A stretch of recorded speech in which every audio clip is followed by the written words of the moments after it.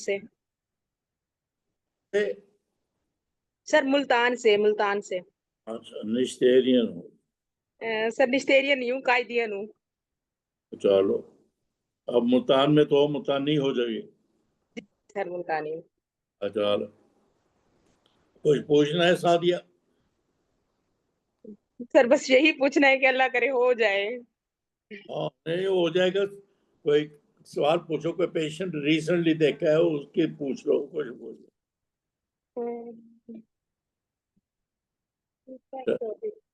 चलो सादिया, सोच रहे कोई और?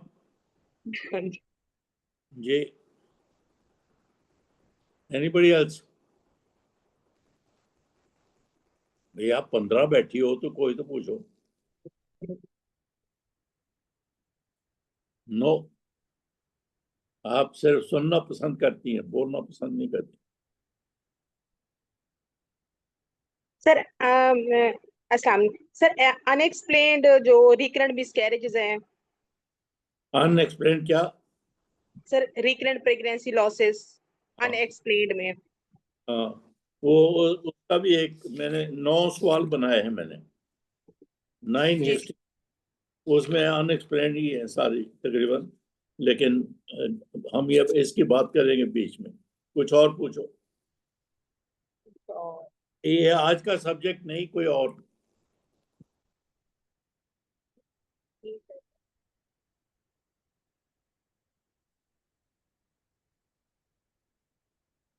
पूछो। अभी तो 4-5 मिनट है यार। कमाल करते हो तुम लोग। पता नहीं तुम्हारी अम्मी ने इतना कहा हुआ, मत बोलना पब्लिकली। माए ऐसी बातें सिखाते थे, मत बोलना, मत देखना, मत बात करना, बात ये है, वो अब आप बहुत बड़ी हो गई है, उस मत से बाहर निकलो। सर पता नहीं, कॉन्फिडेंस अभी भी नहीं आता। नहीं, आप सोच के आया करो, सोच के आओ। नौ यस। बजे से 10 मिनट पहले आओ, पूछो, मैं बता दूंगा। क्योंकि 9 बजे तक जितने मिनट होते हैं मैं तो पूछता हूँ आपसे, पूछो मुझसे पूछो। तो आप सोच के आओ कि आज मैंने ये पूछना। मैंने कहा ना, आज का सब्जेक्ट रिलेटेड नहीं, आज के सब्जेक्ट से फर्क पूछे हम मुझसे। चले, नहीं पूछती तो ऑलमोस्ट 9 बजने वाले हैं। इमरान, जी सर। वॉलंटियर हो आज की? जी सर, सर हैं सर। चल, एक सादिया होगी और सर ये जो फर्स्ट नंबर पे हैं वो डॉक्टर अफशीन है, फैसलाबाद से। Doctor Haseena. Afsheen, Afsheen. Haseen. Afsheen sir, AF। हाँ, A S AFSHEEN। Double E N, Haseen. चलो, सर सेकंड नंबर पे हैं डॉक्टर सादिया नौरीन। सादिया नौरीन, ये कहाँ से? Multan sir sir. मैं ही हूँ। ये तो पहले हो गई ना शादी। सर थर्ड नंबर पे हैं डॉक्टर सबा फ्रॉम कोयटा। कोयटा से सबा। और डॉक्टर सना है कराची से। ना, चलो काफी हो गए। चलो, मैं पहले आप सबको जो मैंने 9 हिस्ट्रीज बनाई हैं वो लिखा देता हूँ। फिर इसमें से जैसे आप चूज करेंगे हम वो डिस्कस कर लेंगे। आसान हिस्ट्री है जो आप रोज देखते हैं, जो उस क्लिनिक में आपके ऐसे पेशेंट आते हैं। पहली पेशेंट है age 25, gravida 4, para 3, all 3 IUDs, still अभी आई है आपके पास, 5 महीने का एमेनोरिया है उसका, बस। दूसरी केस थी एज 30, ग्रेविडा 3, पैरा 2,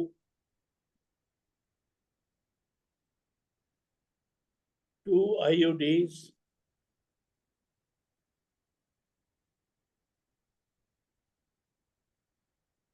और मैसरेटेड स्टिल बर्थ। अब आपके पास आई है, वो पहली आई थी 5 महीने के एमेनोरिया पे। ये लेकिन आई है आपके पास 6 हफ्ते का एमेनोरिया, ये फर्क है। तीसरा, gravida 3 para 1+1 last fresh still birth, अब आपके पास आई है 12 वीक्स के एमेनोरिया से। चौथी, एज 30 ग्रेविडा 3 पैरा 2 पहली नॉर्मल बर्थ, बेबी अलाइव। दूसरी still birth, no abnormalities at birth।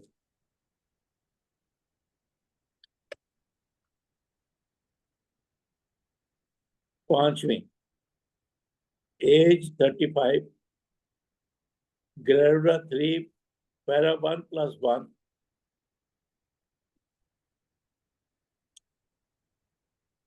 both normal births, baby normal birth ना, पहली नॉर्मल बर्थ, दूसरी 12 वीक्स पे मिसकैरेज। अब आपके पास आई है 36 वीक्स के amenorrhoea plus reduce fetal movements for 3 days। छठी issue, age 35 gravida 3 para 2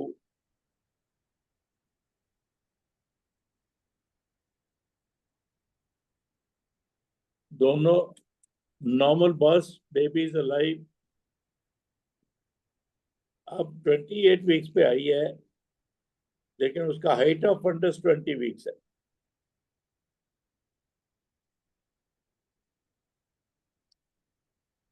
next, age 30 gravida 4 para 0+3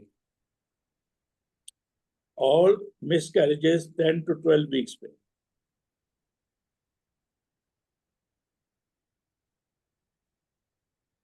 आठवीं, एज 30 ग्रेविडा 3 पैरा 1+1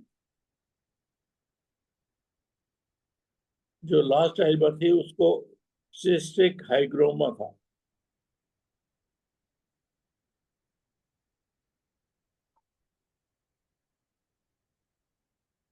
और स्पाइना बाइफिडा था। अब 12 वीक्स पे आई है आपके पास।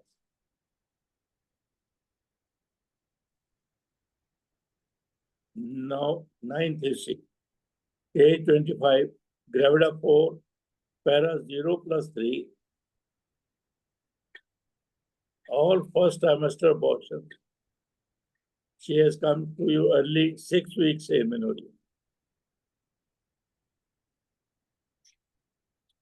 ये होगी 9। हमारे पास 3 वॉलंटियर हैं, एक सादिया मुल्तान से और दूसरी असीन फैसलाबाद से, तीसरी सबा क्वेटा से, 3 है, और चौथी सना कराची से। आप में से पहला वॉलंटियर कौन बनना चाहता है? Sir doctor Sadia. सादिया मुल्तान से। Yes sir. Good.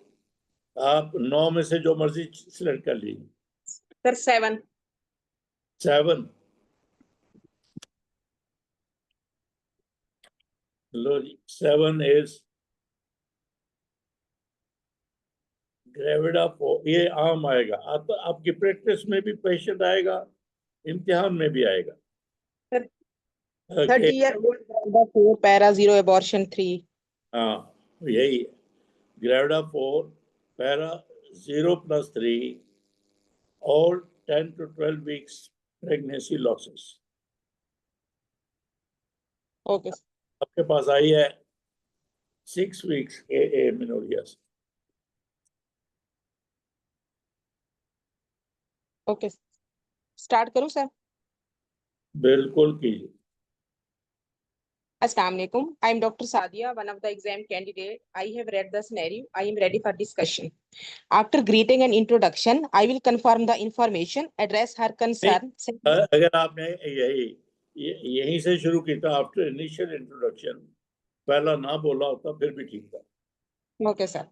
After greeting and introduction, I will confirm the information, address her concern, set the agenda, and then I will start history taking. I would like to know about her name, her educational status, and would like to take the detailed history of her previous miscarriages. As she gave me history of 10 at miscarriages 10 to 12 weeks, I would like to know how they managed, whether they were spontaneous, all were spontaneous miscarriages, managed medically or surgically. If any history of surgical abortion, then where it was done, any complication, and whether product of conception was sent for histopathology. And if positive, then parental karyotyping was done or not. And I would like to know about after 6 weeks, any antibody testing for APLS was done or not. एक minute, antibody test किस चीज का? APLS antibodies, sir. APL, अच्छा ठीक। After 6 weeks of her miscarriages, I would like to know in all these pregnancies how she conceived, whether it was spontaneous or assisted conception, whether she took preconceptional counseling, and any medication she has been taken or not. After this, I would like to I would inquire about any previous history of uncontrolled diabetes mellitus, heat and cold intolerance, acne, weight gain, and hirsutism, any previous ultrasound evidence of congenital and acquired uterine abnormalities, any personal and family history of thrombophilias and congenital anomalous babies. After this, I would like to know what investigation done up till now and what treatment she has taken, and then her past gynae history, use of contraception and pap smear, her past surgical history, any previous history of surgeries, personal history of medical comorbidities, and family history of medical comorbidities and miscarriages. यहीं पे रुकिए, यहीं पे। Okay, sir. History complete कर ली, मैं दोहरा देता हूँ। Yes, आपने sir. एजुकेशन पूछा जिसका मैं खास रेलेवेंस नहीं समझता, लेकिन पूछ लिया, चुको बात। Okay. फिर हमने पूछा वो तीनों स्पॉन्टेनियस मिसकैरेजेस थी, क्या हुआ, क्या इंड्यूस थी, क्या नहीं हुआ। ये आपने आगे नहीं पूछा, लेकिन ये चूंकि आपने पूछा whether they were spontaneous miscarriages, तो I presume you mean कि spontaneous नहीं थी, इंड्यूस थी, या क्या हुआ, कैसे हुआ, ये मान लिया मैंने। उसके बाद आपने पूछा कि वो जो अबॉर्टस या प्रोडक्ट्स ऑफ कंसेप्शन निकली, उनकी हिस्टोपैथोलॉजी हुई, ये आपने पूछा। Yes, sir. नंबर 2, आपने पूछा कि आपके एंटीबॉडीज का टेस्ट हुआ, जो आपने बोला APL। और फिर उसके बाद आपने पूछा कि history of any infection. Infection नहीं पूछा सर, इन्फेक्शन का नहीं पूछा। इन्फेक्शन नहीं पूछा आपने? नहीं पूछा, चलो कोई बात। और ये मैंने सोचा था उसे पूछना चाहिए था, इसलिए मैंने लिखी। इसकी इसी पूछी, अल्ट्रासाउंड पे कोई अनोमलीज नजर आई कि नहीं आई, फिर फैमिली हिस्ट्री पूछ ली, फिर गायनी हिस्ट्री पूछ ली, फिर आप एग्जामिनेशन पे चले। मैं आपको ये सब पूछने के 5 नंबर देता हूँ, पूरे नंबर नहीं देता। वजह क्या है, पहले मुझे आप बताइए कि जिसका repeated pregnancy loss first trimester में हो, आप क्या वजह सोचती हैं? Sir, it could be unexplained, it could be due to loss कहेंगी ना आप? Yes sir. अनएक्सप्लेन्ड कॉजेज 2 3 4 5 गिनने के बाद अनएक्सप्लेन्ड कहेंगी। You don't start with unexplained. ये आज का चलो पहला लेसन है। अगर आपने एक्सप्लेन कहना है, उससे पहले 3 4 एक्सप्लेन कॉजेज भी गिननी है। Yes sir.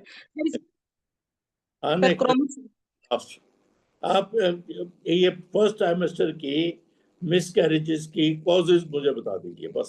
सर, क्रोमोसोमल आपने एनोमली पूछ ली, हिस्टोपैथोलॉजी पूछ ली, चलो yes chromosome, very good. Acquired thrombophilia APLS, APL पूछ लिया, एंटी फॉस्फोलिपिड एंटीबॉडीज। हाँ, Yes, sir. Sir, endocrine causes endocrine. uncontrolled diabetes, thyroid.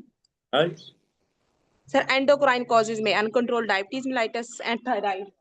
आपने इसमें पूछा था डायबिटीज है, पूछा है। Yes, सर मैंने पूछा है any previous history of uncontrolled diabetes mellitus and thyroid का भी पूछा है और PCOS का भी पूछा है। तो PCO तो कोई इतनी वजह नहीं है। चलो, और Yes, sir. And sir, personal sir congenital and acquired uterine anomalies. Abnormal. वो आपने पूछ लिया हिस्टोपैथोलॉजी में, उसी में विजिबली क्या फीटस निकलता था, नॉर्मल था नहीं था। पहले 3 महीने में आपने कहा कि उसकी कोई इन्वेस्टिगेशन हुई थी, नहीं हुई। मैं उसमें समझ गया, नहीं मैं आपको लाता हूँ, घुमा के Yes. लाता हूँ। जब भी आपको फर्स्ट ट्राइमेस्टर मिसकैरेजेस इसकी 1, 2, 3 की हिस्ट्री मिले, पहले आप Yes. कॉजेज जी सर। जो हैं, नंबर 1 के बेबी के anomalies, Yes, development sir. Anomalies, वो नंबर 1 हो गया कि बच्चा जो निकला था उसको एग्जामिन किया गया, देखा गया, आपने उसकी हिस्टोपैथोलॉजी भी कर ली। चलो, Yes, sir. वो नंबर 1 सोचे आप कि उसमें repeated. Number 2, viral infections, viral infections. Number 3, उसकी दूसरी infection, not viral, other infection. Yes, number sir. 4, uterus में कोई प्रॉब्लम, यूट्रस की anomalies, Yes, sir. Septum, bicornuate uterus वगैरह वगैरह वगैरह। राइट, ये 3-4 सोच के फिर आप ये अनएक्सप्लेन्ड। Yes, sir. सर हम इन्फेक्शन का पूछेंगे कैसे? कैसे? Abnormal discharge. मैं आता हूँ, उस पे आता हूँ। आपने ये चीजें सोच ली। हमने सोचा है नंबर 1, वायरल इन्फेक्शंस और other infections. Number 2, anomalies of the uterus. Number 3, chromosomal anomalies. Number 4, others. ठीक है। अब Yes. आपके ये चारों के सवाल बनते हैं क्या क्या। नंबर 1, हमने वायरल इन्फेक्शन। अब वायरस जो कौन से हैं जो अर्ली प्रेगनेंसी लॉस करते हैं, वो आप सोच लीजिए। अब उसकी फिर हिस्ट्री लीजिए कि आपको उस पीरियड में क्या इफेक्ट्स हुई। हर्पीस दूसरी भी कॉज कर सकती है दोस्तों। फिर आपको वेरिसेला के अलावा कोई इन्फेक्शन लाइक स्मॉल पॉक्स, ये क्या होता है, मीजल्स, ये सारी कॉज करती हैं। लेकिन चूंकि ये 3 दफा हुआ है, 3 दफा हुआ है, इसलिए ये सारी कॉजेस जो हैं वो पीछे चली जाएंगी, नंबर 1 नहीं रहेंगी। ये मेरा मैसेज आज का, ये लिख लीजिए। Yes. हिस्ट्री के बगैर पहली कॉज जो आप सोचते हैं वो इन्फेक्शन है। लेकिन अगर रिपीटेड है कोई भी वायरस, HIV है आजकल तो, जो कोई भी वायरल इन्फेक्शन होते हैं, अगर वो 3 दफा कॉज करता है या 2 दफा कॉज करता है, हर दफा उसको वो नहीं हो जाएगी,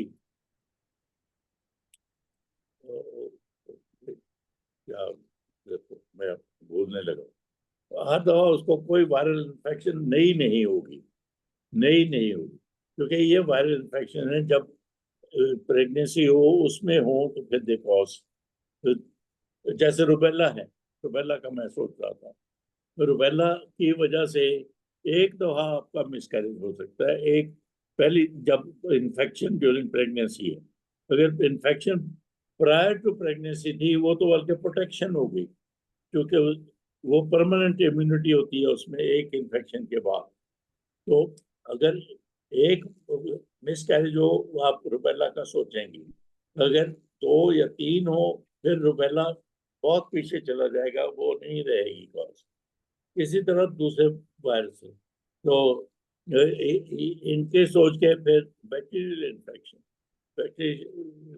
मलेरिया है, मलेरिया तो बार बार हो सकता है, और टीबी है, और दूसरी इन्फेक्शन दे कैन कॉज।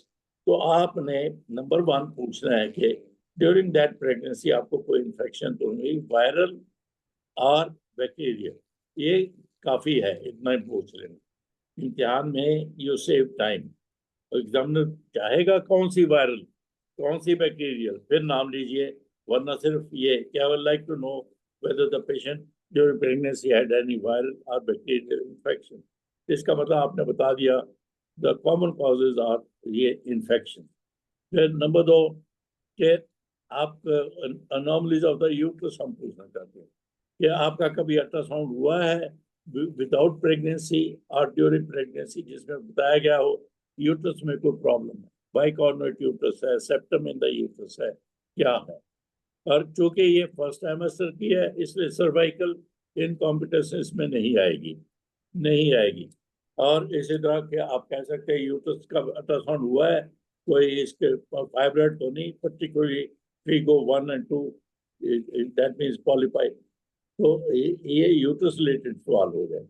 फिर तीसरा हो गया क्रोमोसोमल एनोमली, कि जब आपका रिपीटेड प्रेगनेंसी लॉस हुआ, क्या बच्चे का जो निकलता था बाहर उसका कोई क्रोमोसोम का टेस्ट हुआ, या आपका हुआ, या आपके मियाँ का हुआ। ये दैट टेल्स द एग्जामिनर के you are talking about chromosomal anomalies. इस तरह से अगर आप पूछेंगे तो फिर जो मोस्ट कॉमन कॉजेज है वो हो गई। फिर आएंगे हम वो अनकंट्रोल्ड डायबिटीज, वो मेडिकल हिस्ट्री में आएगी, अनकंट्रोल्ड डायबिटीज, मेडिकेशन, ड्रग्स, कोई और मेडिकल प्रॉब्लम और सर्जिकल प्रॉब्लम। इस तरह से पूछेंगे। और फिर उसी में इन्होंने बोला मदर की एंटीबॉडी की कोई प्रॉब्लम, अब RH अगर एंटीबॉडीज हैं उसको, तो वो इसमें नहीं हो सकती पॉसिबली, क्योंकि ये पहला बच्चा भी लॉस हुआ। RH में पहली प्रेगनेंसी ठीक रहती है, उसमें एंटीबॉडी नहीं होती, इसलिए आपका इसको RH के साथ रिलेट करना तो वो इतना यूजफुल नहीं होगा। अलबत्ता अगर होता पहला बच्चा ठीक, उसके बाद 2 मिसकैरेजेस हो गई या जो भी हुआ, तो फिर आप RH सोचने के लिए ये जायज है। तो मेरा, और इसी तरह आपने कहा anti phospholipid antibodies immunity related उसकी कोई बीमारियां, और ये इस तरह से आपने पूछना। मैं दोहराता हूँ, अगर रिपीटेड प्रेगनेंसी लॉस हो और फर्स्ट ट्राइमेस्टर के हों, तो मैंने ये बोला कि आपके सवाल नंबर 1 इन्फेक्शन वायरल और बैक्टीरियल, नंबर 2 उसके anomalies of the baby, number 3 anomalies of the uterus, और number 4 medical problems of the mother, number 5 unexplained या एनी अदर। फिर आप पास हो जाएंगे। 4 के आगे जरूरी नहीं, पूरी लिस्ट जो है वो आप, जो कॉमन कॉजेज हैं वो हमने गिन ली और उसमें उसके मुताबिक चले। किसी ने यहीं पर रुके, मुझसे कुछ पूछना हो तो पूछ लो, ये इम्पोर्टेंट है। ये पहला केस जो है मोस्ट इम्पोर्टेंट, क्योंकि आप इसमें भी देखते हैं कि 3 प्रेगनेंसी हुई और अर्ली लॉस हो गया। डॉक्टर साहब आप पढ़ें कि पहली दफ़ा अगर 20% प्रेगनेंसी का लॉस है, दूसरी दफ़ा 42 हो जाए तो 40%, फिर 3, याद रखें 3, 4, 5 के बाद भी 50% चांस रहता है बच्चे का। ये स्टेटिस्टिक्स आज मेरी तरफ से याद रखिए। पहली दफ़ा 20% चांस है प्रेगनेंसी लॉस का, 80% कंटिन्यू, दूसरी दफ़ा 30%, फिर तीसरी दफ़ा 40%। देखिए अगर 3, 4, 5 भी हो जाए फिर 50% का चांस फिर भी रहता है बच्चा। तो आपके पास जो पेशेंट आए 4, 5 प्रेगनेंसी लॉसेस हो गए, डोंट सेंड हर अवे कि अब कोई चांस नहीं है, अब कोई चांस नहीं, उसको बल्कि ये पॉजिटिव इंफॉर्मेशन है, you still have nearly chance of having a live baby. तो सर जी, अस्सलाम वालेकुम सर। आप हैं कोमल? अस्सलाम वालेकुम सर। सर ये एक हम एक्वायर्ड थ्रोम्बोफिलिया का सर हम कैसे पूछेंगे क्या पेशेंट से, क्योंकि पेशेंट को तो पता नहीं होता। सर नहीं, एक्वायर्ड थ्रोम्बोफिलिया का क्वेश्चंस हम कैसे पूछेंगे पेशेंट से? इन्फेक्शन का, नहीं नहीं नहीं, एक्वायर्ड थ्रोम्बोफिलिया का। थ्रोम्बोफिलिया का, तो यस बिल्कुल आपने सही कहा कि बेशुमार सवाल हैं जिनकी इन्वेस्टिगेशन ही बताती है वो नहीं, जैसे यस सर। फॉस्फोलिपिड एंटीबॉडीज हम सबका करवा देते हैं, हालांकि उसकी कोई ऐसी हिस्ट्री नहीं होती। तो इसी तरह थ्रोम्बोफिलिया भी, यानी bleeding problem, bleeding disease, answer will be no, लेकिन वो उसमें आएगा thrombophilia could be one cause repeated pregnancy loss का। आपकी बात सही है, लेकिन ये अगर आप कहें कि मैंने पूछा एग्जामिनर को यानी ब्लीडिंग प्रॉब्लम्स, बस फुल स्टॉप, फुल स्टॉप, तो इट मीन्स आपने पेशेंट को एग्जामिनर को बता दिया है you are thinking of thrombophilia और blood related disease. Okay, thank you sir. चलें, ये सारा कुछ पूछने के बाद फिर इस पेशेंट में तो आसान हो जाता है जनरल फिजिकल एग्जामिनेशन। तो वो जो आप सोचे like thyroid, general physical examination में इम्पोर्टेंट है। और फिर हमारे मरीजों में अनीमिया भी बड़ा कॉमन है। अनीमिया डजंट कॉज अबॉर्शन, लेकिन उसमें प्रेगनेंसी ठीक चलती, रिस्क ठीक ना चलने का ज़्यादा होता है। लेकिन फिर एब्डोमिनल एग्जामिनेशन, फिर पेल्विक एग्जामिनेशन के वजाइना में कोई इन्फेक्शन तो नहीं है, उसको हर्पीस तो नहीं है, वो तो नजर आ जाते हैं हर्पीस। तो देन यू कम बैक, ये जल्दी से खत्म करके यही लिस्ट इसकी मैं इन्वेस्टिगेशन करूँगा जो पहली लिस्ट आपने बोली। वायरल इन्फेक्शन के लिए वो क्या टेस्ट है जो आप सभी करवाते हैं, निकलता कुछ नहीं। तो you can even name HIV। और फिर बैक्टीरियल इन्फेक्शन के लिए अगर हिस्ट्री सजेसिव है कि TB की, मलेरिया की, वो आजकल तो डेंगू फीवर भी आ जाए। तो एनॉमलीज ऑफ द यूट्रस के लिए ड्यूरिंग प्रेगनेंसी तो मुश्किल है, लेकिन प्री प्रेगनेंसी उसका करेंगे, या फिर मिस कैरेज हो गया है इन बिटवीन, उसके एनॉमलीज को हम देखेंगे। और क्रोमोसोम टेस्ट अबॉर्टस का करेंगे, माँ का करेंगे, बाप का करेंगे। मैं तो बिल्कुल नहीं करवाता। प्रैक्टिकली आप इम्तिहान में बोलेंगे, प्रैक्टिकली, चूँकि उनका हजारों रुपया खर्च हो जाता है, तो निकलता कुछ नहीं है, निकलता कुछ नहीं। उसकी बजाय उसका NIPT, non invasive prenatal testing करवा लीजिए, तो वो बेहतर है। वो बता देगा कि प्रेगनेंसी में उस वक्त बच्चे को कोई क्रोमोसोमल अनोमली है कि नहीं। नॉर्मली उस टेस्ट का जेंडर में ये जो नाम दिया जाता है हार्मोनी टेस्ट कहते हैं, किताब में NIPT लिखा होता है, नॉन इन्वेजिव। और वो टेस्ट तो चले, ये हो गया, तो इसको आगे चले। Who is the next? तो आपने देखा कि मैं मैनेजमेंट तक हार्ड ही पहुंचाऊँ, ये कॉजेज पे ही कंसंट्रेट किया मैंने इस पेशेंट कि आपको ये इस ऑर्डर में ये बातें बोलनी चाहिए इम्तिहान में। ऐसा patient very likely you will get a patient repeated pregnancy loss, तो वेरी लाइकली। लेकिन ये आपका हिस्ट्री में ही सारा कुछ पास फेल हो जाएगी, आप हिस्ट्री में ही पास फेल हो जाएंगी। तो वो लेके जो फिर आपने ये 4-5 बोली, उसकी इन्वेस्टिगेशन बोल दीजिए, वायरल इन्वेस्टिगेशन, बैक्टीरियल, और यूट्रस की प्रेगनेंसी में तो नहीं है, क्रोमोसोमल बोलिए जरूर इम्तिहान में, chromosomal anomalies are challenge. Who is the next volunteer? Sir इसमें फोलिक एसिड इनटेक का क्वेश्चन पूछना चाहिए। फॉलिक एसिड जो है, वी बिलीव कि फॉलिक एसिड प्रेगनेंसी से पहले शुरू कर देना चाहिए और हर मैरिड लड़की को लेना चाहिए till her family is complete,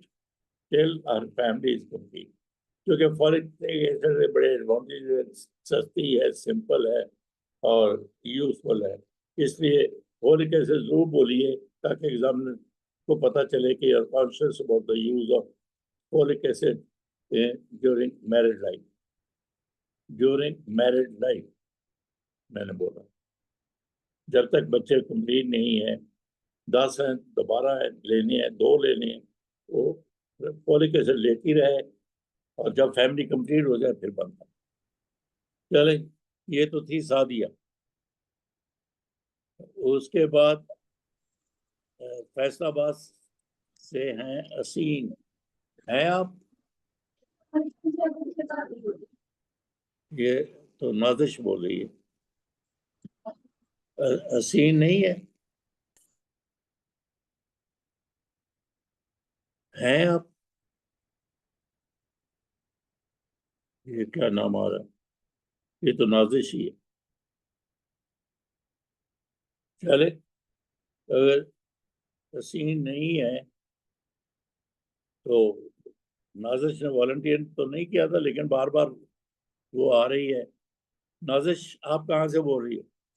sir मैं लिया से बात कर रही हूँ। चलो माशाल्लाह लिया, आप बोलो कौन सा पेशेंट करो? सर वो मैंने प्रिपेयर तो नहीं किया हुआ। तो ऐसा करते हैं ना, तो फिर भी बोलो, एक्सटेम्परे भी चल जाता है। तो कौन सा केस? सर फिर मैं फर्स्ट कर लेती हूँ।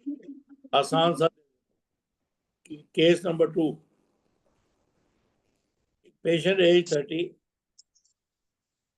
ग्रेविडा 3, पैरा 2, दोनों IUD और मैसेरेटेड स्टिलबर्थ। जी sir. Sir, after mutual introduction and confirming the patient scenario, I will ask about the previous 2 IUDs and one IUD and one. Sir, question is there Gravida 3 Para 2 with 1 IUD and 1 macerated stillbirth. तो मतलब बात तो वही होगी ना, दोनों जी मैसेरेटेड। Sir. अच्छा ठीक है sir.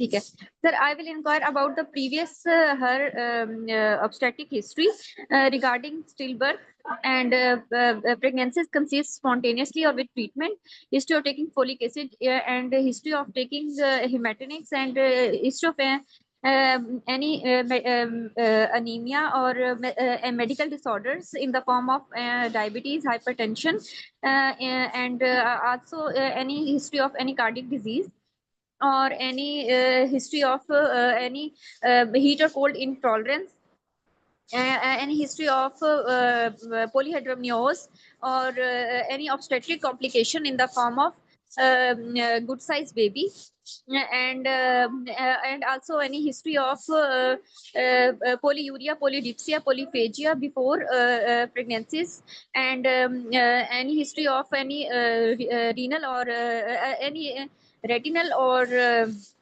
any retinopathy or any nephropathy, and then and also I will inquire about any intrapartum details regarding prolonged labor and history of any shoulder dystocia or any perineal tears, use of force instrumental delivery, and after birth, any anomalies in the baby, and any gross fetal anomalies in the baby, and and then how was the postnatal recovery, and And regarding this pregnancy, whether it was conceived spontaneously or with treatment, history of folic acid intake, history of Methenix intake, and fetal movements up till now, and history of abdominal growth, and yeah, her medical history, and family medical history, any special family medical history, her obstet and her surgical history, drug allergies, and socioeconomic history. हो गया? जी sir. नहीं, बिल्कुल नहीं, बिल्कुल नहीं. आपने सवाल पूछे जो सही शुरू हुए, फॉलिक एसिड, एनीमिया, ये स्पॉन्टेनियस प्रेगनेंसी के इंड्यूस है, diabetes, hypertension, cardiac disease, thyroid disease. उसके प्रेगनेंसी में पॉलीहाइड्रोमिनोस तो नहीं हुआ, और फिर उसको डायबिटीज तो नहीं है, रेटिनोपैथी, नेफ्रोपैथी तो नहीं है. यहाँ तक तो ठीक, मेरा ख्याल है ठीक चल रही. फिर आपने पूछा उसको इंट्रापार्टम प्रॉब्लम तो नहीं, प्रोलॉन्ग लेबर तो नहीं, टेयर तो नहीं हुआ, और इंस्ट्रूमेंटल डिलीवरी तो नहीं. मुझे बताओ, ये मैसेरेटेड स्टिलबर्थ है बाबा, है उसमें ये सारा कुछ रेलेवेंट है कि प्रोलॉन्ग लेबर थी कि, और उसको टेयर तो नहीं आ गए, उसको instrumental delivery. How does it help you? Sorry sir, असल में मैंने मेरे जहन में था फ्रेश स्टिल बर्थ है. हाँ, सर मैंने फ्रेश स्टिल बर्थ समझा है. नहीं, मैंने तो बोला था ये कि ग्रेविडा 3 पैरा 2 आईयूडी बोला, आईयूडी इंट्रायूटेराइन डेथ. उसके आगे फिर फर्दर एक्सप्लेन भी कर दिया कि उसको मैसेरेटेड स्टिलबर्थ भी. सर इसमें तो हाइपरटेंशन वाले क्वेश्चंस पूछेंगे, डॉपलर का पूछेंगे, डिक्रीज्ड एब्डोमिनल ग्रोथ, और उसके अलावा रिड्यूस फीटल मूवमेंट्स, और वो सारे ये सवालों के जवाब दे देगी कि उस रिड्यूस एब्डोमिनल ग्रोथ थी उसको, और क्या था क्या नहीं था. नहीं देगी, नहीं देगी. तो इसलिए आप डीरेल हो गई डायबिटीज के बाद. उसी पे रखे, या आपने सारी कॉजेस ऑफ आईयूडी नहीं गिनी, सारी कॉजेस आईयूडी की आपने नहीं गिनी. Causes are in the foetus, in the mother, और फिर इन द प्रेगनेंसी. ये सारी जो कॉजेज हो सकती हैं. रिवर्स प्रेगनेंसी में उसको प्री एक्लेम्पसिया हो सकता है, उसको एपीएच हो सकता है, और जो आपने बोला ऑलिगोहाइड्रोमियोस, पॉलीहाइड्रोमियोस हो सकता है. ये सारे प्रेगनेंसी में. फिर मदर में डायबिटीज जो मोस्ट लाइकली है, डायबिटीज, हाइपरटेंशन, और दूसरे यानी मेटाबॉलिक डिसऑर्डर्स वो हो सकते हैं. फिर हर दफा एक्यूट इन्फेक्शन नहीं होगी, क्रॉनिक हो सकती. और ये पूछ के कि तीनों का जब पैदा हुए थे सब्सिक्वेंटली उस वक्त वजन कितना था, मैसेरेशन कितनी थी, उनका फिर कोई कैरियोटाइपिंग हुआ या कोई और टेस्ट हुआ कि नहीं हुआ, तो आप उधर गई नहीं. जी सर, फीटस के बारे में पोस्टमार्टम और वो डिटेल्स पूछनी है.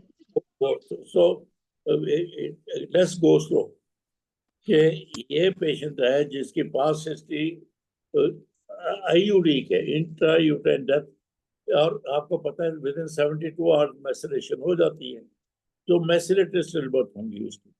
क्योंकि अभी आईयूडी हुआ, फॉरेन डिलीवरी तो नहीं होती. लेबर शुरू होने में जनरली 2 या 3 दिन लगते हैं स्पॉन्टेनियस, अनलेस यू इंड्यूस.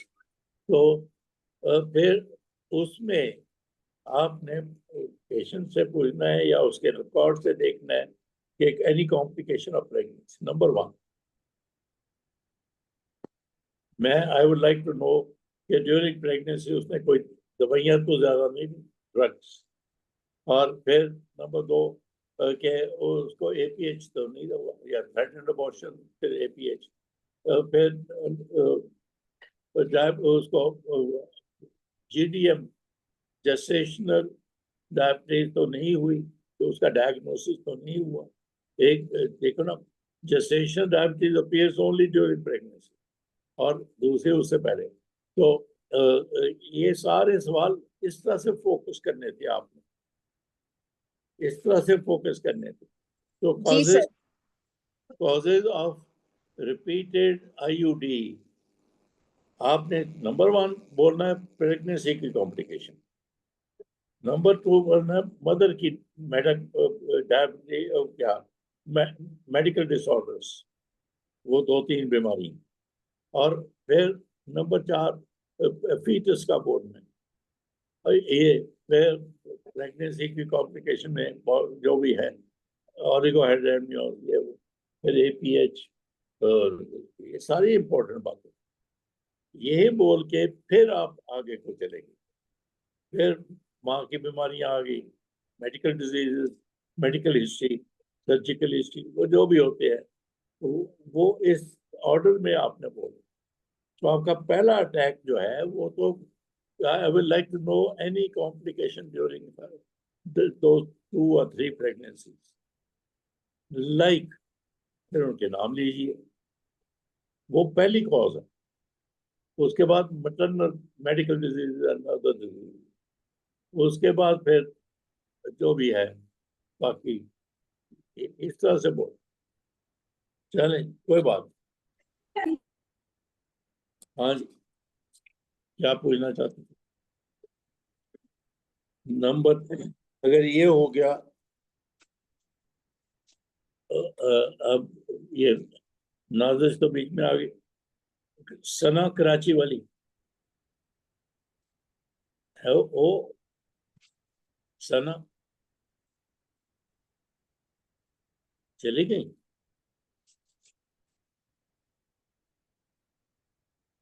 चलो, सना नहीं है तो अब एक ही रहेगी, सबा क्वेटा वाली। आप हो? हेलो, मेरी आवाज जा भी हेलो, रही है? अस्सलाम वालेकुम सर जी। आ गई Saba. Saba, would you like to present any of these cases? Sir I have not prepared as मेरा नाम उन्होंने बैकअप पे रखा था, but still I will try. कौन से, कोई ये 7-8 केसेस में से कोई एक का नाम ले लो, नहीं तो मैं दे देता हूँ। सर सॉरी, मैंने सुना नहीं था वो सारे केस हिस्ट्रीज, मैंने अभी ज्वाइन किया है कोई 5 मिनट्स पहले। Case is age 30, gravida 3, para 1+1, past history of fresh still birth.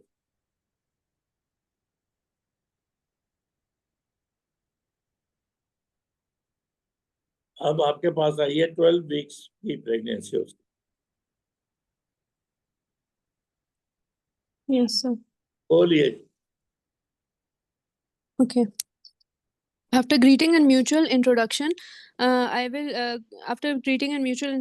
will confirm the given details to me, and I will inquire about the history of her previous pregnancies, as she is gravida 3, para 1+1.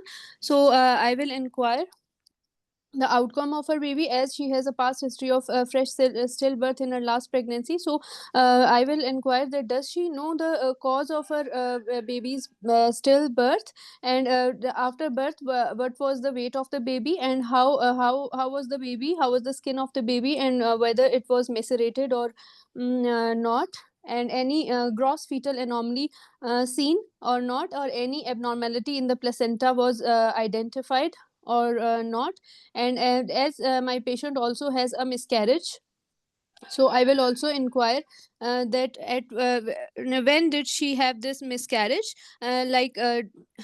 Yes, when did she have this miscarriage? At what gestation? And how was it managed? And were any investigations were done at that time or not? And what was the mode of the delivery of her babies? And yes, and after that, I will inquire about any medical history of the concern, like any diabetes, hypertension, or any autoimmune disease in her, or in I will inquire about her family history of such miscarriages or stillbirths or hypertension, diabetes, or any clots or यहीं पर blood bleeding disorder. Yes, यहीं sir. पे रुक जाइए। बात यह है कि आपने फुली फोकस नहीं किया जो इंफॉर्मेशन दी गई उस पे। आपने उस रिलेटेड जो सवाल पूछे, जो इंफॉर्मेशन इंपॉर्टेंट है कि ग्रेविडा 3 पैरा 1+1 और लास्ट फ्रेश स्टिल बर्थ, ये थी इंफॉर्मेशन, राइट? Yes, sir. आपने उसका पूछा, आपने कहा जी प्रीवियस ऑब्स्टेट्रिक हिस्ट्री में पूछूंगी weight of the baby, very good, whether the baby was macerated और नॉट। मैंने आपको बताया है फ्रेश था, Yes, sir. तो ये मैसेरेशन का सवाल तो इनफ्रक्चुअस हो गया, गलत हो गया।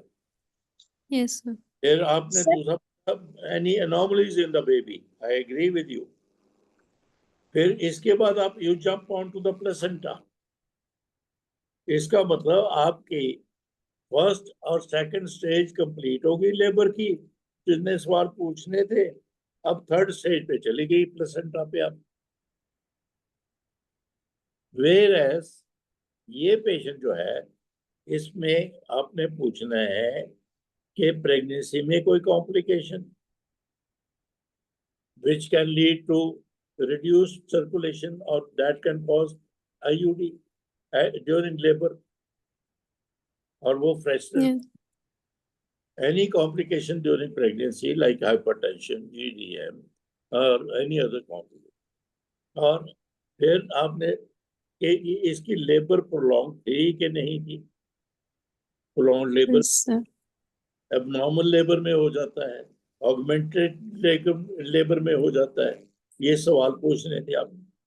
फिर तीसरा कि लेबर को हमने मॉनिटर कैसे किया, कैसे नहीं किया, वो जब फिर डिलीवरी कैसे हुई। वो इंस्ट्रूमेंटल डिलीवरी में ज्यादा रिस्क है, इंस्ट्रूमेंटल डिलीवरी थी स्पॉन्टेनियस डिलीवरी। फिर बेबी आ गया, बेबी का वजन कितना था और वो ये तो लिम्प था या उसका रंग क्या था, उसकी देखने में कोई एनॉमली तो नहीं थी। फिर बेबी पे आते हैं, और ये पूछने के बाद फिर आपके बात थी कि फिर माँ की हिस्ट्री पूछ लो, मेडिकल हिस्ट्री, सर्जिकल हिस्ट्री, कुछ जो भी पूछना है वो सारा। लेकिन आपका order of questions in fresh still birth ठीक नहीं था। Fresh Yes, sir. still birth. Fresh still birth means we are looking for a cause in the labor. Yes. तो वो cause pregnancy की complication जो precipitate हो गई during labor। Yes, sir. फिर during labor induced थी, prolonged थी, uterine action कैसे थे, hypotonic uterine action था, फिर delivery instrumental हुई और कैसे हुई, उसको APH तो नहीं हो गया जो डिलीवरी, और वगैरह वगैरह। Yes, sir. फिर बेबी का वजन, बेबी की एनॉमलीज और एनी अदर इंफॉर्मेशन, ये सवाल इस तरह पूछने था। Yes, sir. Then we go back to medical history, surgical history, वो जो पिछले भी पूछ लिया हमने, वो पूछ सकते थे। ठीक हो गया? Yes, sir. चलो जी, कोई और लड़की है जो बोलेगी?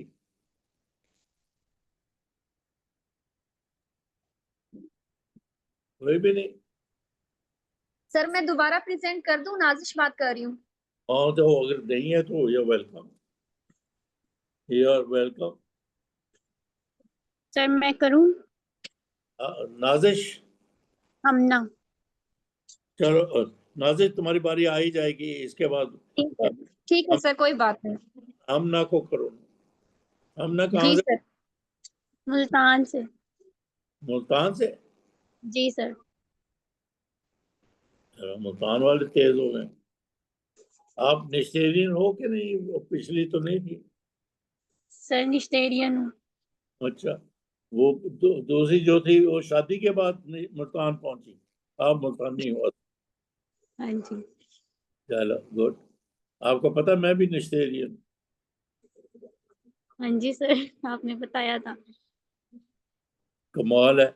मेरे बताने पे वो मेरे ख्याल है मेरी तो निश्तर में अड्डी मशहूर ही होनी है कि मेरी ये उम्र है निश्तर का। मैं भला मेरा बैच क्या था? N6 N6 मेरा बैच था। मेरे मेरा 61 था। सीनियर बड़े थोड़े से होंगे इर्द गिर्द अमंगस्ट सीनियर मोस्ट। तो तुमने कहा आपने बताया था ये तो चलो खैर कोई बात नहीं। लो जी, एक पेशेंट है एज 30, ग्रेविडा 2। जरा ध्यान से सुनिए। हमने ग्रेविडा 3 पैरा 2, पहली नॉर्मल डिलीवरी, बेबी अलाइव, दूसरा स्टिल बर्थ है, मैसेरेटेड, और कोई एनॉमलीज नहीं थी। ठीक है जी सर। बोलिए। अब आइए सर आपके अब आइए आपके पास अर्ली प्रेगनेंसी 6 वीक से हो गया। ठीक है sir. Sir, after Mil's introduction confirming demographic details from the patient, I will ask her about her last menstrual period, whether she is sure of date or not. I will ask her about since how long she has been married for, whether this is the consanguine marriage or not. Then I will ask her about her blood group of the patient, and after that I will ask her about her previous first I will ask her about her current pregnancy, how it is confirmed, any complication in this pregnancy like excessive nausea, vomiting or not. And then I will ask her about her previous pregnancies in detail. First of all, I will ask her about her second pregnancy, which has been complicated by macerated stillbirth. So I will ask her about what was the cause in that pregnancy, whether there was any complication like diabetes, intrapartum, antepartum complication like diabetes, hypertension, IUGR, or whether she was compliant with her routine antenatal visits or not. Then after that, I will ask her about whether she has done with anomaly scan or not in that pregnancy. And after that, I will ask her about any growth scan, whether she was compliant with her growth scans or not. Then after that, I will ask her about her past medical history like diabetes, hypertension, any antiphospholipid syndrome in her family. After that, I will ask her about her past surgical history of concern, and I will also ask her about how that pregnancy, which was complicated by stillbirth, delivered, whether this was normal delivery or cesarean section. Then I will proceed towards the past surgical history. एक minute, मैंने बोला था previous stillbirth macerated, Sir, how it delivered?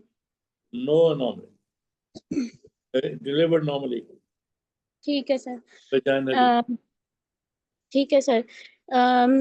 Then after that, I will ask her about her personal and socio-economic history, and history of drug allergy, and whether there is any whether she is addicted to any smoking or recreational drug abuse. देखे, आप पहले दो फिक्रों में तो बिल्कुल पास थी, बिल्कुल पास थी, लेकिन वो दो फिक्रों के बाद जो बोला वो बिल्कुल फेल हो गया। गौर कर फरमाइए, पहले दो फिक्रों के बाद कैसे पास थी, फिर बाद में कैसे फेल हो। बोलो, तुम गौर सर, करो। हाँ, मैंने इससे पूछा था कि कजन मैरिज, ब्लड ग्रुप, और तो यहाँ पास थी तुम, मैंने जानबूझ के बड़ी टिपिकल स्टोरी लिखी है कि पहला बच्चा बिल्कुल ठीक था, दूसरी दफा स्टिल बर्थ हो गई। जी सर। जब ये स्टोरी हो, थिंक ऑफ RH, जी सर। क्योंकि RH वालों में पहला बच्चा बिल्कुल ठीक होता है, उसको कोई प्रॉब्लम नहीं होती, उसके बाद एंटीबॉडीज बन जाती है तो दूसरा तीसरा चौथा उनको प्रॉब्लम हो जाती है। अगर आप उसी को रखती, थोड़ा सा डायलेट कर देती, उसका ब्लड ग्रुप क्या है और उसके खामद का ब्लड ग्रुप क्या, बस फुल जी स्टॉप। तीसरे फिक्रे पे पास थी कि आपने गौर किया हिस्ट्री पे, पहला बच्चा नॉर्मल, दूसरा स्टिल या affected. Think of RH, think of RH पहली बात। वो अगर मैं अब कह दूं आप RH नेगेटिव पेशेंट है, वो बोलो, वो सारा आप सबको आता है, वो सारा सबको आता है, सब पास होने चाहिए, provided you apply your mind कि ये पेशेंट RH का हो सकता है। ऑफ कोर्स कंफर्म नहीं है वो, हम एंटीबॉडी का टेस्ट करेंगे, ये करेंगे, वो करेंगे, लेकिन number 1 diagnosis this is RH negative mother with antibodies. आप फिर पूछते कि पहली डिलीवरी के बाद जब वो कहती कि मेरा ब्लड ग्रुप, आप पूछती, वो कहती नेगेटिव है, फिर आप वही रिलेटेड सवाल सारे पूछते, आपको एंटी टीका लगा, प्रेगनेंसी में लगा, डिलीवरी पे लगा, और टीटर हुआ ना हुआ, क्या है? टाइटर बोलते हो आप लोग, टाइटर नहीं है, लफ्ज टीटर है। तो आप बिल्कुल क्लियरली, बल्कि 6 की बजाय 7 नंबर लेके पास हुए। तो चौथे केस में आपको मैसेज ये है, अगर हिस्ट्री ये दी जाए, पहला बच्चा ठीक, उसके बाद problem, think of RH number 1। हालांकि RH अनकॉमन है पाकिस्तान में, लेकिन फिर भी अगर पहला बच्चा ठीक है, दूसरे में प्रॉब्लम है, तो you must think of RH first, बाकी सारी बातें बाद में। चलें, अभी हमारे पास है नाज़िश, आप बोलना चाहते हैं दोबारा? जी सर। चलो बोलो, कौन सा केस? सर ये क्वेश्चन नंबर 6 है। 35 years, Gravida 3, Para 2, previous normal vaginal delivery, alive and healthy at 30 weeks with height of fundus 20 weeks. हाँ चलो ठीक। तो हाई जेस्टेशन एमेनोरिया 28 वीक्स है, लेकिन आपने अच्छा। किया तो हाइट ऑफ फंडस 20 वीक्स है। जी चलो सर। बोलो। Sir, after mature introduction and confirming patient identity, I will inquire about the how long she is married for. Was it consanguineous marriage, and any history, any family history of any fetal abnormalities in her and her husband, and her last normal vaginal delivery, and then her pregnancy, current pregnancy conceived spontaneously or with treatment, and a history of folic acid intake in first trimester, nausea, excessive nausea, vomiting, and history of any infections in first trimester, and yeah, then her second trimester anomaly of hematinics intake and anomalies can done, uterine artery Doppler done or not, and any history and any autoimmune disease or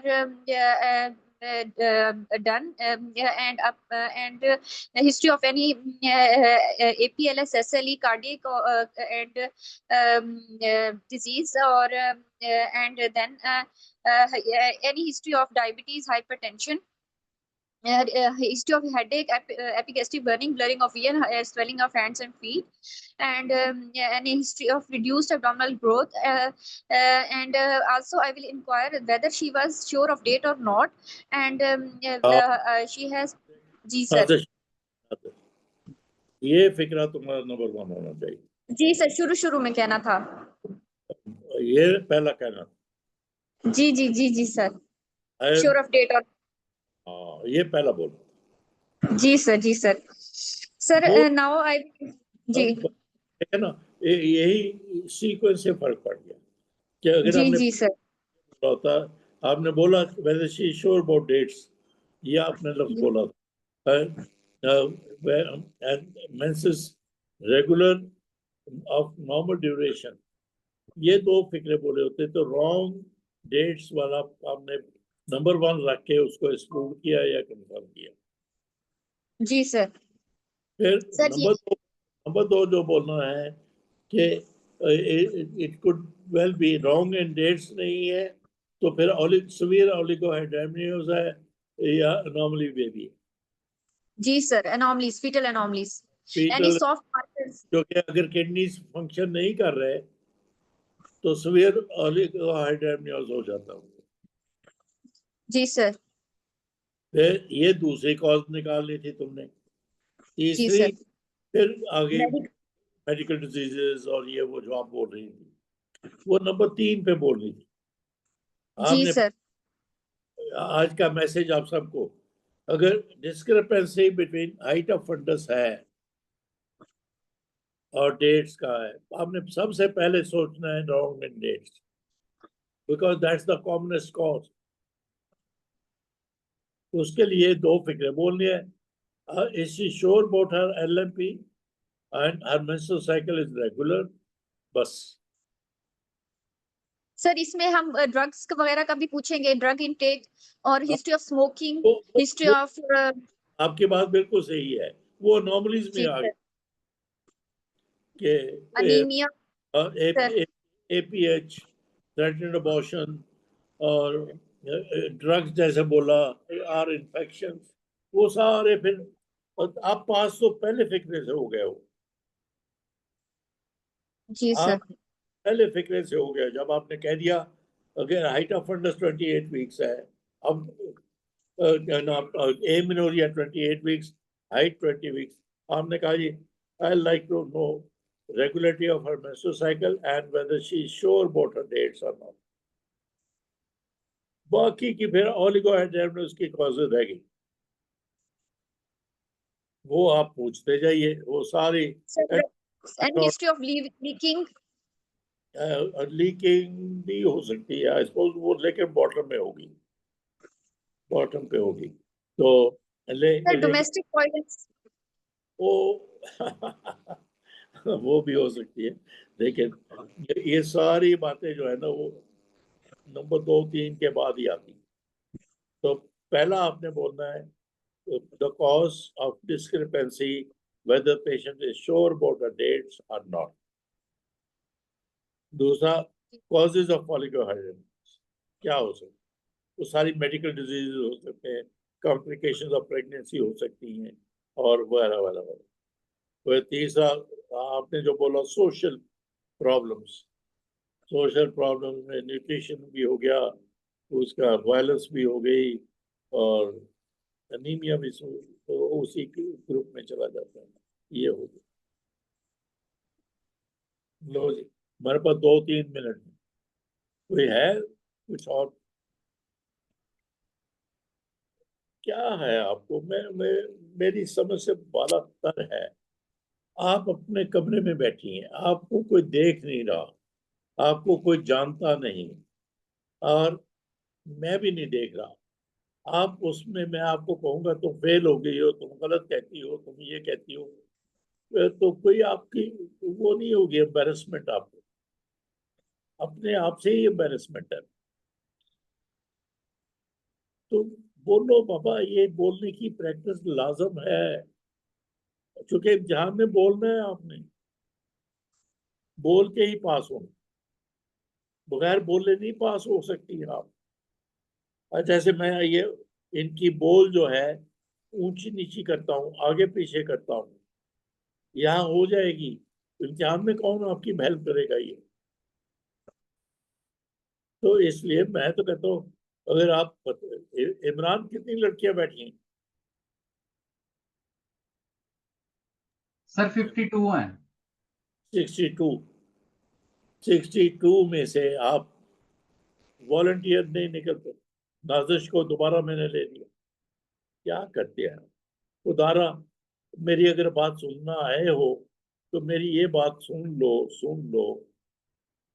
मैं अगर कहूँ volunteer तो 62 volunteers हैं। आप सबका भला है इसमें वॉलंटियर बनने में। अगर मैंने कह दिया आप फेल हो तो मैं एग्जामिनर को जाके बताया इसको फेल करो। मैं इसलिए कहता हूँ कि आप वो गलती इम्तिहान में ना करो, इसलिए आपको कहता हूँ कि ये पॉइंट पे आप ऐसा ना करें। आपके ख्याल में मैं ज्यादती करता हूँ जो कह दिया फेल फेल फेल। बाबा, intention is to get best out of you. अब best out of you I can only if you speak. If you 62 में से 3 वॉलंटियर नहीं निकली, कम ऑन। मैं हर कोई कोशिश करे बाबा, क्या हो गया अगर आपकी अंग्रेजी खराब है, क्या हो गया एक्सेंट ठीक नहीं है, जी क्या सर, हो, मैं कोशिश करूं। आप हैं रजिया?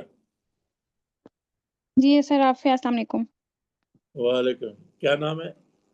जी सर, राफिया। राफ, मैं पढ़ नहीं सकता।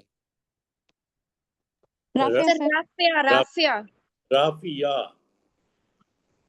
वैसे तो 10 बज गए हैं, तुमने इतना वॉलंटियर किया मेरे लेक्चर सुनने के बाद, थैंक यू।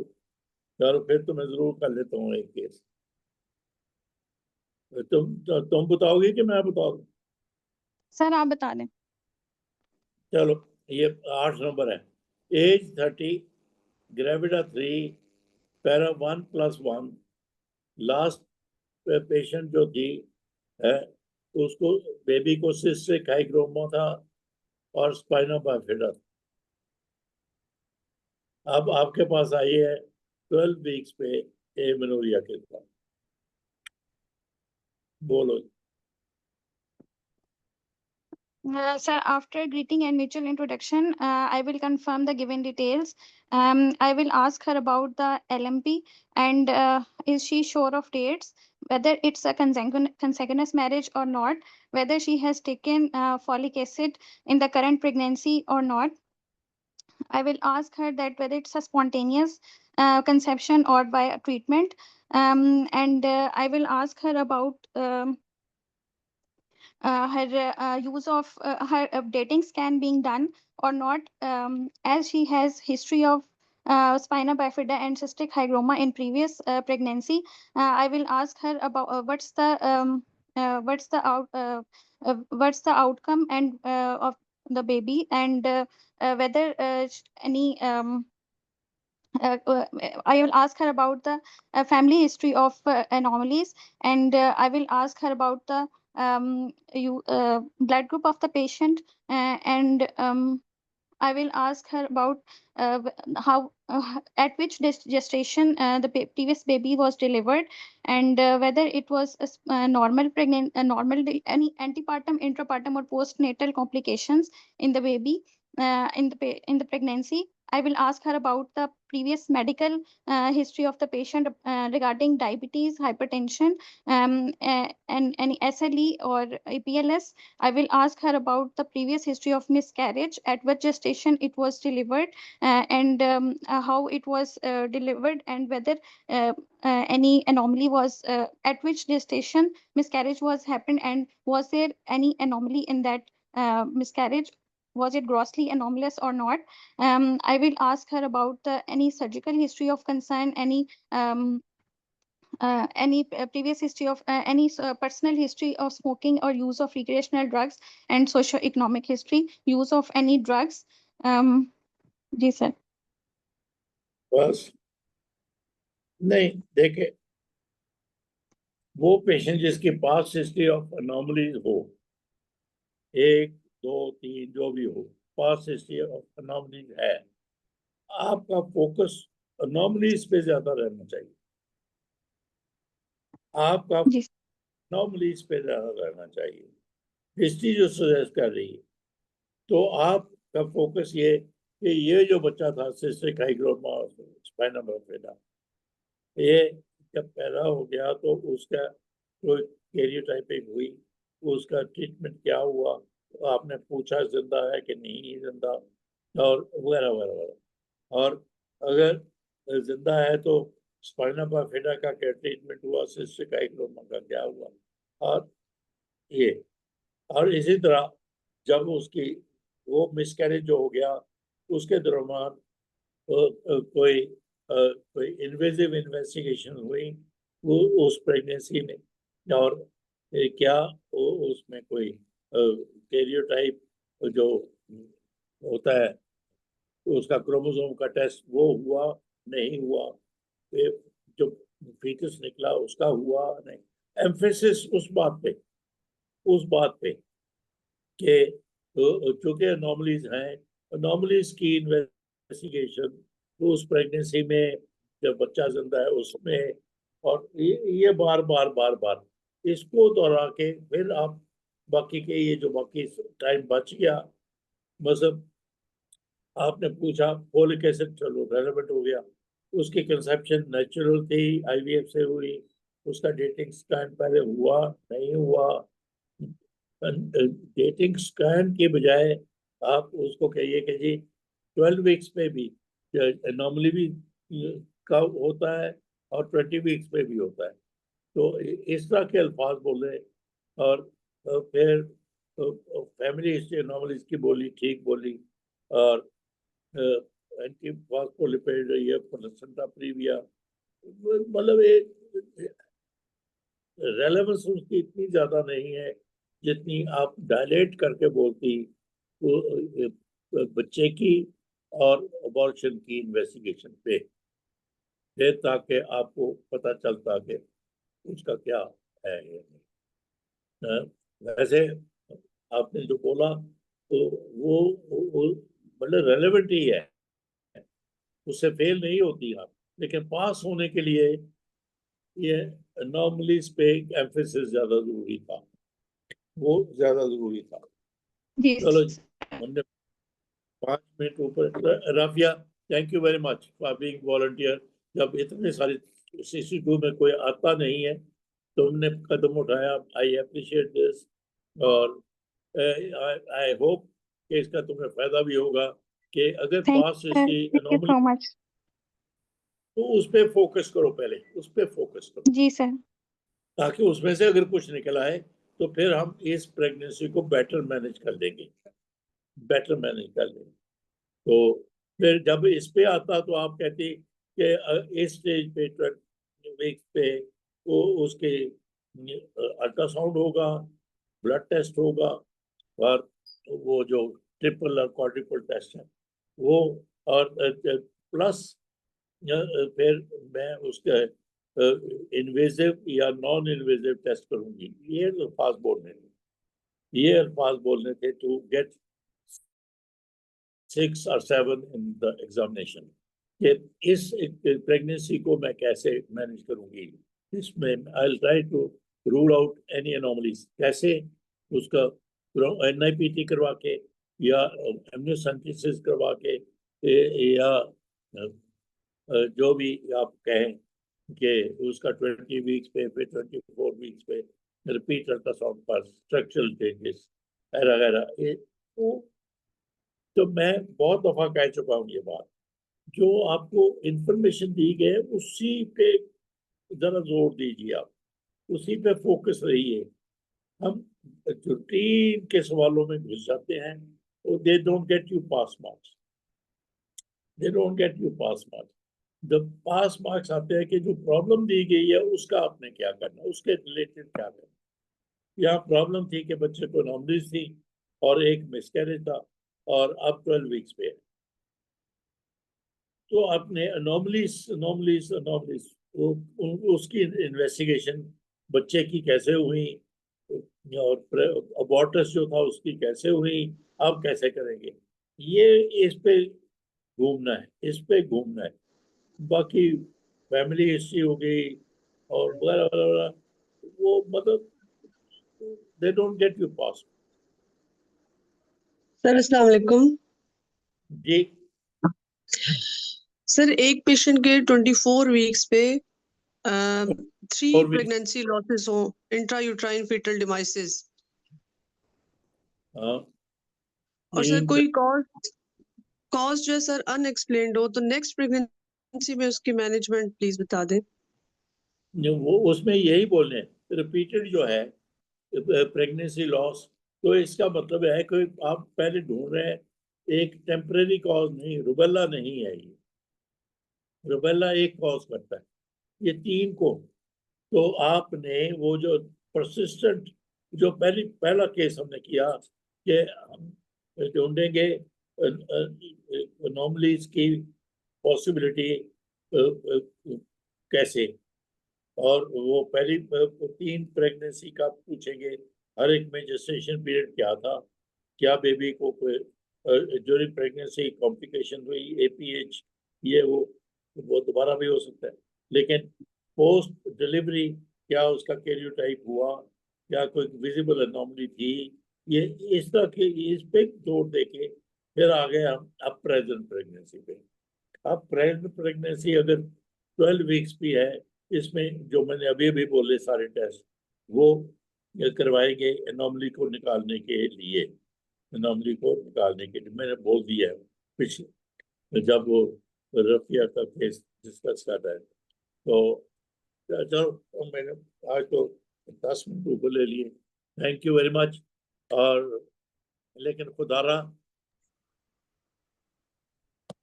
आप फोकस कीजिए जो इंफॉर्मेशन दी गई है उसी को डायरेक्ट ज्यादा कीजिए, फिर रूटीन सवाल सांस जिंदा है कि मुर्दा है, फोलिक एसिड खाया, ये वो ठीक है, दे आर रेलेवेंट, लेकिन इतना रेलेवेंट नहीं जितना कि उस हिस्ट्री के मुताबिक जो सवाल है वो। ये प्रैक्टिस कीजिए, प्रैक्टिस से ही आगा। मेरे सामने नहीं बोलती आप, किसी अपनी क्लास फेलो को, अपनी दोस्त को जो आपके साथ इम्तिहान की तैयारी कर रहे हैं, बारी बारी इस तरह से बोलो ताकि बोलने की आदत पड़े। बाबा वहाँ इम्तिहान तो बोलना है, अब लिखना चला गया आपका पार्ट 1 पार्ट तो IMM में हो चुके, अब तो फाइनल है, या बोलना ही बोलना है, चाहे 10 स्टेशन है 14 स्टेशन है, आपने वहां बोलना है। तो जब तक बोलने की प्रैक्टिस नहीं करेंगी आप, तो how can you perform there during those talk sessions.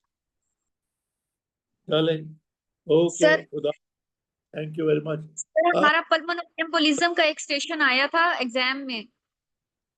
कौन सा? Pulmonary embolism.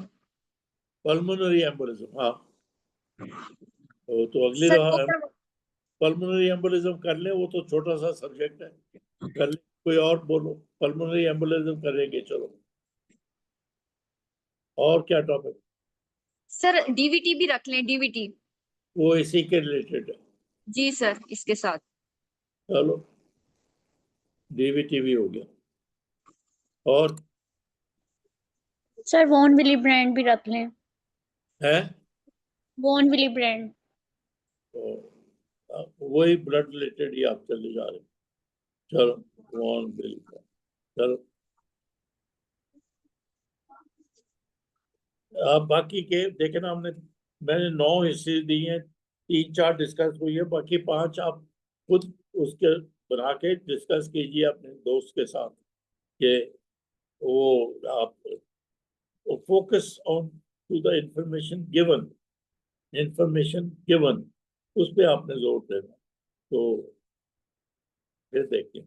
चलो जी, अगली दफा पल्मोनरी एम्बोलिज्म, डीवीटी वगैरह करेंगे। All the best, thank you very much, thank you for being here.